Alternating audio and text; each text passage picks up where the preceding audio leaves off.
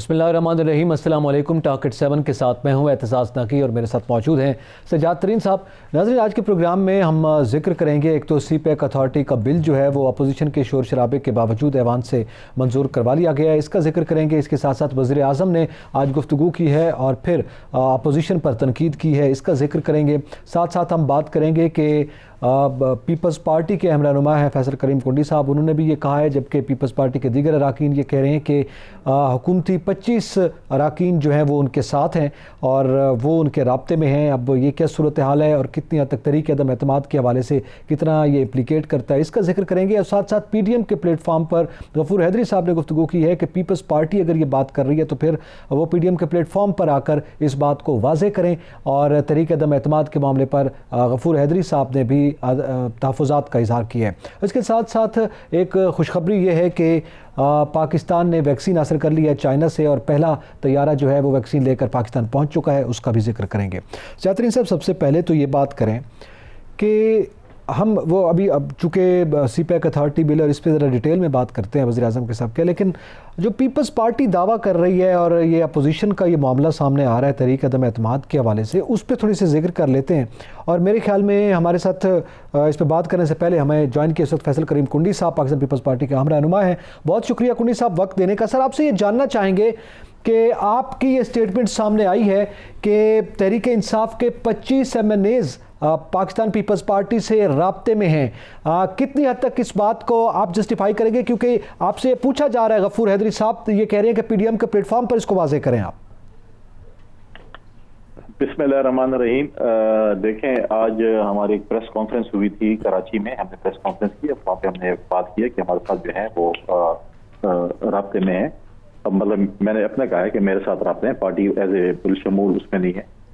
गफूर हैदरी साहब ने बात की है तो बिल्कुल गफूर हैदरी साहब हमारे लिए PDM में एक हमारे पार्टनर हैं, हमारे जो है वो 10 पार्टी जो हमारे उसमें है। जब बात आएगी, मैंने तो ये कहा है ना कि हमारे साथ राब्ते में है। जिस वक्त टाइम आएगा, जिस वक्त हम ये नहीं चाहते कि हम किसी सियासी जमातों को तोड़ें, सियासी जमातों में फॉरवर्ड ब्लॉक बनाएं, लेकिन जब मौका आएगा वज़ीर आज़म साहब चैलेंज करेंगे तो फिर जो है हम इस बात की जो है वो जो होगा, जब मैदान लगेगा तो फिर हम बात करेंगे कि जी आपके लोग कितने खुश हैं, कितने खफे हैं। क्योंकि 5 करोड़ रुपए तो बहुत बड़ी रिश्वत थी नवाज शरीफ के ज़माने में मैंने इसको देना, लेकिन जब वो रेट 50 करोड़ तक पहुंच गया है और इलेक्शन कमीशन ने आज तक उस पर नोटिस नहीं लिया, जो अपने आप को आज़ाद इलेक्शन कमीशन कहती है, ठीक है। आज इलेक्शन कमीशन साहब बताएं कि सेनेट के इलेक्शन में जब 50-50 करोड़ रुपए रिश्वत दी जा रही है अपने MNAs को वज़ीर आज़म साहब दे रहे हैं, तो इस पे इलेक्शन कमीशन ने जो है क्या जो है वो एक्शन लिया है? कुंडी साहब, आप ये बताएं कि जब चेयरमैन सेनेट के खिलाफ तरीके अदम एतमाद आई थी तो आप समेत आपकी पार्टी की आदत को भी नहीं पता था कि ये नाकाम हो जाएगी। ये आपने कैसे कह दिया कि 25 लोग आपके राब्ते में? आपको तो अपनी पार्टी के पता नहीं कि कितने लोग थे जिन्होंने वोट नहीं दिया, आज तक आपने बताया नहीं है कौम को कि कौन कौन लोग थे जिन्होंने तरीके अदम एतमाद में वोट नहीं दिया। तरीन साहब, जब ये लोग मदीना की रियासत की बात करते हैं और हाउस रेडिंग पे लाना भेजते थे, तो इसी जमात जो PTI की जमात है, इन्होंने 14 बंदे जो है वो परचेज किए या इस तरीके से पास लाए। और जब अदम एतमाद चेयरमैन के खिलाफ नाकाम हुई तो उस वक्त जो है वो मिठाइयाँ बांट रहे थे और नाच रहे थे। आज जब वक्त आ गया है और जब इनके MNAs और इनके MPs खफा हैं, इनको वोट नहीं कर रहे हैं, अब कहते हैं कि जिन्हें शो ऑफ हैंड करें, ऐसे ना हो कि हमारे लोग हमसे चले जाए। और इनको पता है कि इनके लोग जा रहे हैं और ये इनको मतलब है कि बिल्कुल आ जाए टीवी पे बात करते हैं कि तर्जुमान, लेकिन असल हकीकत यह है कि इनकी पता है कि हमारे MNAs अगर इनके MNAs खफा नहीं है, क्यों वज़ीर आज़म साहब को 2 साल 2.5 साल बाद ख्याल आया कि हम 50 करोड़ रुपए फंड देंगे? इन 50 करोड़ रुपए जो फंड है, इन पे वैक्सीन मंगा ले और लोगों को लगाएं। हमारी कौम को वैक्सीन की जरूरत है इस वक्त। अच्छा, बताएं कि ये बजट कहाँ से आएगा, कौन से हेड से पैसे देंगे? इतना बजट वज़ीर आज़म साहब को मिल कहाँ से गया? अचानक खजाना मिल गया है, कहाँ से आया है? ये तो भी बताए ना कहाँ से आया। ये जो है सिर्फ लॉलीपॉप देना चाहते हैं अपने जो है पार्लियामेंटेरियंस को। क्या अब ये करेंगे जब इलेक्शन गुजर जाएगा सेनेट का, फिर बोलेंगे यार कुछ भी नहीं। तो इसलिए मैंने वज़ीर आज़म साहब को आज मशवरा दिया है कि आप सेनेट के इलेक्शन से पहले घबराए नहीं, अपोजिशन को धमकाए नहीं और किसी को वर्गलाए नहीं। नहीं कुंडी साहब, इसमें तो ज़ैनब इंतखाबात के तरीन साहब ने अभी सवाल किया है, उसके बाद तो पाकिस्तान तहरीक इंसाफ ने अपने 20 MNAs को निकाला था, अपने 20 अरकान को उन्होंने तकरीबन हकम व बेश ये फिगर है, तो उसमें तो उन्होंने रद्द-बदल की थी। सवाल ये है कि आपकी जानिब से कोई नाम सामने नहीं आए, कोई शफाफियत के हवाले से आप बात कर रहे हैं, तो खुद अपनी सफ़ों के हवाले से ज़रा वाज़ेह कीजिएगा। देखें, हम हाउस रीडिंग पे देखें यकीन नहीं रखते। अगर इन्होंने 20 मेंबर्स अपने MPs निकाले थे KP से, उस वक्त अगर आप टाइम देखें, उस वक्त इलेक्शन बिल्कुल सर पे आ चुका था, इलेक्शन में जा रहे थे, कुछ लोगों को ये टिकट नहीं देना चाहते थे, कुछ लोग इन्हें निकाले हकीकत की बुनियाद पे, कुछ का ये क्लेम आज भी है कि हमें गलत निकाला गया है। हमें बताएं कि वज़ीर-ए-आज़म साहब के पास कौन सा पैमाना है, कौन सा जायचा इन्होंने किया है, ताकि हम वो जायचा हम भी कर लें और हमें पता चल जाए कि हमारे कौन से, हम तो अभी तक मतलब है कि नहीं पता चल रहा कि हमारे कौन से लोग गए हैं, वरना हम उसको पार्टी से निकाल ले। ये जायचे और ये चीजें तो इमरान खान साहब के पास में बता दें कि किस तरीके से इनको किसने बताया है कि ये 20 लोग थे और एग्जैक्ट वही 20 जो है वो इनके बकौल इनके के वो बिके हैं। तो वो उन्होंने जो निकाला है उनको तो उन्होंने कोई क्या उन्होंने उन MPs को जो उनको निकाला था, क्या उन्होंने उनकी बात सुनी, उनको मौका दिया कि आप आके अपने किसी कमेटी के सामने पेश हों, या फौरन निकाल दिया? ये तो ऐसे जैसे शायद पेमेंट इन्होंने की उन 20 बंदों को चाहे इनके सामने की तो। ठीक है, बहुत शुक्रिया फैसल करीम कुंडी साहब, आपने कीमती वक्त दिया और हमसे गुफ्तगू की। शाहतरीन साहब, अब ज़ाहिर है कुंडी साहब का एक वर्जन है जो कि वो ये बात कर रहे हैं कि पाकिस्तान पीपल्स पार्टी, अब वो कह रहे हैं कि मेरे ज़ाती राब्ते में है, मतलब वो पार्टी के राब्ते में नहीं है। ये कुंडी साहब ने जो बात कही है, इसके बाद एक बात साबित हो गई है कि ये अपोजिशन की बाकी जमातें जो PDM में शामिल हैं और जो इस खदशात का इजहार कर रही हैं कि अदम एतमाद की तारीख कामयाब नहीं होगी और इसका हशर भी जो है वही होगा जैसे चेयरमैन सैंडो वाला हुआ है, तो ये दुरुस्त है। कुंडी साहब ने ये नहीं बताया कि हुकूमत के राब्ते में कितने MNAs हैं, ये बात मुझे पता है। कुंडी साहब ने ये नहीं बताया कि कौन कौन सेनेटर है जिन्होंने वोट नहीं दिए चेयरमैन सैंडो के अदम एतमाद की तारीख, वो मुझे पता है। अगर मुझे पता है तो इनकी पार्टी की आदत को अगर कुंडी साहब को नहीं पता तो फिर इनको सियासत की छोड़ के कोई और काम करना चाहिए। अच्छा, अब इसमें उनको तो नहीं पता, लेकिन ये हॉर्स ट्रेडिंग की बात करते हैं। दूसरी जानिब खुद अपोजिशन जो है वो इसकी शफाफियत के हवाले से, एक हमने गुज़िश्ता प्रोग्राम में भी ये बात की थी कि जब वो अमेंडमेंट का बिल ला रहे हैं और वो ये कह रहे हैं कि शो ऑफ हैंड्स के जरिए से लाया जाए, तो उसमें अपोजिशन खुद वो कह रही है। तो अगर आप हॉर्स ट्रेडिंग के खिलाफ हैं तो मेरे ख्याल में इस बिल की सबको हिमायत करनी चाहिए थी। देखिए, पाकिस्तान में जो सियासत है ना, वो टाइमिंग उसमें बड़ी अहम होती है। इस वक्त जो सियासत है और इस वक्त जो कुछ हो रहा है उसमें अपोजिशन जमातों को ये पता है कि अगर सेनेट के इलेक्शन में खुफिया बैलेटिंग हुई तो उसमें हुकूमत को नुकसान होगा, लिहाजा वो किसी सूरत पर आईनी तरमीम पर अब ये राज़ी नहीं होंगे, क्योंकि वो जान रहे हैं कि हुकूमत को नुकसान होगा। बिलावल भुट्टो इस पर कह भी चुके हैं। तो मैं ये समझता हूँ कि इस तरह बहुत मुश्किल काम होगा इस वक्त अपोजिशन वो राज़ी हो। अपोजिशन इस पर नहीं होगी और ना ये तरमीम हो सकेगी। सुप्रीम कोर्ट की जानिब से कोई फ़ैसला आ जाए तो उसका कुछ नहीं कहा जा सकता, लेकिन आइनी तरमीम मुझे नहीं लगता ये हो सके, क्योंकि आइनी तरमीम करने के लिए 2 तिहाई अक्सरियत चाहिए, सेनेट में इनके पास नहीं है, तो ये बिल मंजूर नहीं हो सकेगा।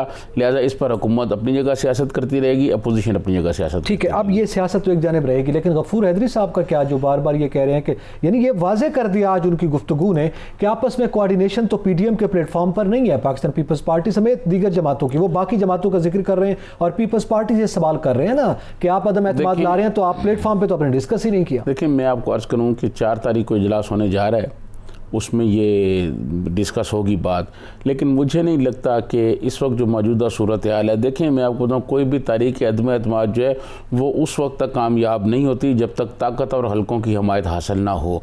तो मैं समझता हूँ कि इस वक्त ऐसा कोई लग नहीं रहा कि कोई ताकतवर हल्के जो हैं वो कोई तब्दीली चाहते हैं या वो किसी किस्म की कोई हमायत कर रहे हैं अपोजिशन की, ऐसी कोई बात नहीं है। तो ये अपोजिशन जो है ये अपना शौक़ पूरा कर सकती है, लेकिन मुझे ये यकीन है कि ये इन हालात में बग़ैर किसी गैबी मदद या बग़ैर किसी उस मदद के जहाँ से मदद आ जाती है और तब्दीली हो जाती हैं, उसके मुझे नहीं लगता कि कोई तारीख अदम एतमाद कामयाब हो सके। तो 31 जनवरी भी वो पूछ रहे हैं कि आ गई है, 31 जनवरी के बाद जो है वो सूरत हाल बदल जाएगी, और बिलावल साहब कह रहे हैं कि हमने तो ये मोहलत दी थी कि इनकी नाजायज़ हुकूमत ख़त्म हो जाए। इसका क्या मतलब है? इसके बाद फिर क्या होने जा रहा है? 31 जनवरी भी गुजर गई, दिसंबर भी गुजर गया, सब कुछ अपोजिशन के प्लेटफॉर्म से जो नारे लगते रहे, जो बातें होती रहीं, वो अभी तक तो वो टाइमिंग वाली आप बात कर रहे हैं, तो उस पर तो साबित कुछ नहीं। बिलावल भुट्टो जरदारी को अब ये ज़रा मद्देनज़र रखना होगी बात। मैं आपको ज़रा पस मंज़र बता रहा हूँ कि बिलावल भुट्टो जरदारी जब गिलगित बल्तिस्तान में गए, GB में इंतखाबी कंपेन चलाई, तो वो इस तरह कंपेन चला रहे थे जैसे उनकी हुकूमत बनने वाली है। लेकिन उस कैंपेन शुरू होने से पहले ही शेख रशीद साहब ने ये कह दिया था कि नंबर 1 पर जो है वो पीटीआई आएगी और नंबर 2 पर पीपल्स पार्टी आएगी और मुस्लिम लीग नून तीसरे नंबर पर होगी। ये वही कुछ हुआ, ठीक है। तो मैं ये समझता हूँ कि बिलावल भुट्टो जवान आदमी हैं तो वो पॉलिटिक्स कर लें, लेकिन जब तक जो मैंने बात कही है कि जब तक वहाँ से इशारा नहीं होगा, कोई तब्दीली की वो नहीं होगी, कुछ नहीं हो सकेगा। ये इसी तरह रहेंगे हुकूमत के साथ। और कोई बेशक जितने मर्जी नाराज़ हों, अभी कुंडी साहब ने कहा कि लोग नाराज़ हैं, बेशक वो नाराज़ हों लेकिन वो वोट देंगे। आज आपको पता है कामाल लियाक़त का भी फैसला हो गया, तो वो जो जिन लोगों को ये ख्याल था कि चौधरी नाराज़ हो जाएंगे और चौधरी भी साथ मिल गए, तो मैं नहीं समझता कि कोई ऐसी बात हो सके। अब मुझे लग रहा है कि ये दुरुस्त है कि पसे पर्दा बहुत सारी चीज़ें हो रही हैं और उनके नताइज भी आ जाएंगे, लेकिन ये तरीक़े अदम एतमाद वाला नहीं लग रहा कि कोई ऐसी कोई सूरत बन सके। अच्छा, अब दूसरी जानिब वज़ीर आज़म ने भी गुफ्तगू की है आज, और वो भी ये बात कर रहे हैं कि इनके पास तो कुछ नहीं है, अपोजिशन हमारे लिए मसला नहीं है। वो ये बात बार बार दोहरा रहे हैं। जहां अपनी परफॉर्मेंस का जिक्र कर रहे हैं वहां पे अपोजिशन के हवाले से भी उनकी ये स्टेटमेंट सामने आई है। तो इसका मतलब है वही बात ज़ाहिर है, पीएम के सामने बहुत सी चीज़ें वाज़ेह हैं, फिर वो एक पार्टी को लीड कर रहे हैं। लेकिन इसके साथ साथ आज ये ऐवान में क्या हुआ तरीन साहब, सीपैक अथॉरिटी बिल पर अपोजिशन क्यों शोर शराबा कर रही है, क्या उसके तहफ़्फ़ुज़ात हैं? देखिए, मैं आपको अर्ज़ करूं कि सीपैक अथॉरिटी को जो है मुतनाज़ा उस वक्त हो गई सूरत हाल जब जनरल आसम सलीम बाजवा साहब आए, फिर उनके बारे में न्यूज़ आई, फिर उन्होंने उसकी तरदीद भी की, तो अपोजिशन अब उस पर सियासत कर रही है। अब अपोजिशन जो मैं देखें, जब अपोजिशन को आप बंद गली में ले आएंगे, उससे कोई बातचीत नहीं होगी, कोई कानून साजी नहीं होगी, कोई मसले मसाइल हल नहीं होंगे, तो फिर अपोजिशन हर इशू पर सियासत करेगी। लिहाजा अपोजिशन ने आज भरपूर सियासत की है और उन्होंने कौमी असम्बली में भरपूर हंगामा किया है। अभी वो बार प्रेस कॉन्फ्रेंसें करेंगे और आके सारी चीज़ें बताएंगे। मैं ये समझता हूँ कि अब सियासत बराए सियासत हो रही है। जहाँ तक PDM की आपने बात की, मैं समझता हूँ PDM को भी कोई अवाम से कोई वो नहीं है, कोई लगाव नहीं है, कोई अवाम की मोहब्बत नहीं है। देखें आप, महंगाई कितनी हो गई है, प्राइम मिनिस्टर ये कह रहे हैं, पता नहीं प्राइम मिनिस्टर को कौन बता रहा है कि महंगाई कम हो गई है। जी, महंगाई, आप मार्केट में आप गए, आपने देखा होगा रेट उसी तरह हैं। तो मैं समझता हूं कि गरीबों के लिए PDM ने भी कोई प्लान नहीं दिया। मैं बहुत अरसा पहले अपने प्रोग्राम में ये बार बार कह चुका हूं कि कोई मुआशी प्रोग्राम इनके पास नहीं है, कोई मुआशी प्रोग्राम नहीं है। ये आवाम को नहीं बता सके कि ये हमारा मुआशी प्रोग्राम है, ये मुतबादला प्रोग्राम है। हम आएंगे तो महंगाई कैसे कम होगी, गर्दिशी कैसे, कर्जे कैसे कम होंगे, ये पेट्रोल की कीमतें कैसे कम होंगी, दवाइयों की कीमतें कैसे कम, खाने पीने की चीज़ों, एशिया इतनी महंगी हो गई हैं, वो चीज़ें कैसे कम होंगी। मैं ये समझता हूँ अपोजिशन के पास भी कोई नहीं है, ना ही अपोजिशन के पास कोई प्लान है, ना हुकूमत के पास तो है ही कोई नहीं। वो तो उसका तो हम बहुत तफसील से जिक्र कर चुके हैं कई दफ़ा। मैं ये समझता हूँ कि अपोजिशन जब तक कोई मुतबादल प्लान नहीं लेके आएगी, कोई मुतबादल प्लान नहीं बताएगी, उस वक्त तक कुछ नहीं हो सकता। जी, और इसी के साथ ही प्रोग्राम का वक्त इख्तिताम पजीर हुआ है। एतजाज़ नकी और सज्जाद तरीन को इजाज़त दीजिए। अल्लाह हाफ़िज़।